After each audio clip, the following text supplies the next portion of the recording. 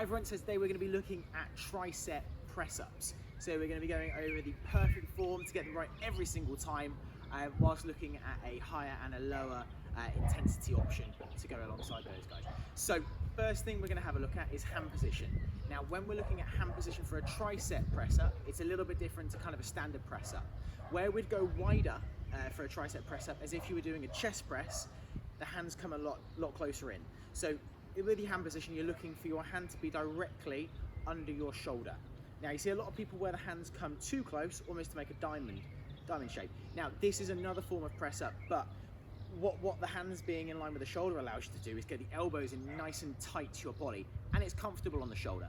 Because a lot of people may have previous shoulder injuries, or if you're doing high volume training, it will fatigue very quickly. So actually being able to keep your hands in line with your shoulders allows a nice line that your elbows can then follow to then push back and then push you back up again.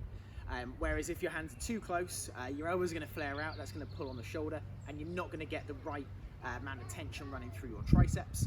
And vice versa, guys, if your hands are too wide, then it's just going to be too much like a normal press up, and the major load is then going to be in your chest, in opposed to them being in your triceps.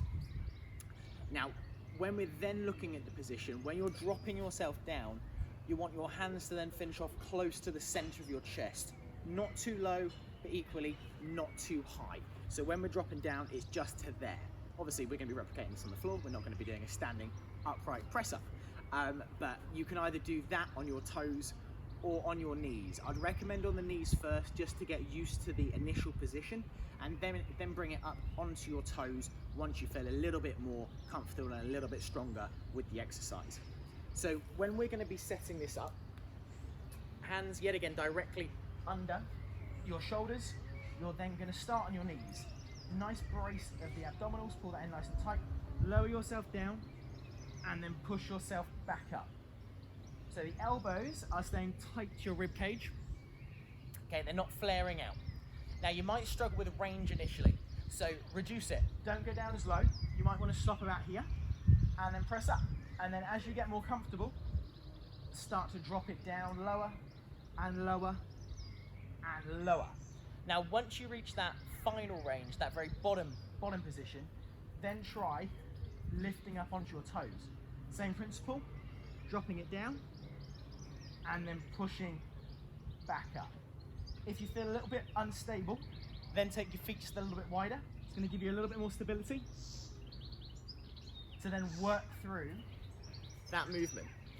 But the whole time your aim is to keep the elbows in nice and tight to your ribs. Okay, it's going to load up the back of the arms. You've got to keep a nice strong abdominal brace and a nice tight glute engagement. That's going to stabilize through your spine, and it's going to keep you nice and still. Okay, it's going to prevent lower back engaging too much, but it's going to put all of the load, all of the tension right through your triceps. I hope you found this helpful, guys. If you've got any questions, please leave them below. Have a fantastic day. Bye-bye.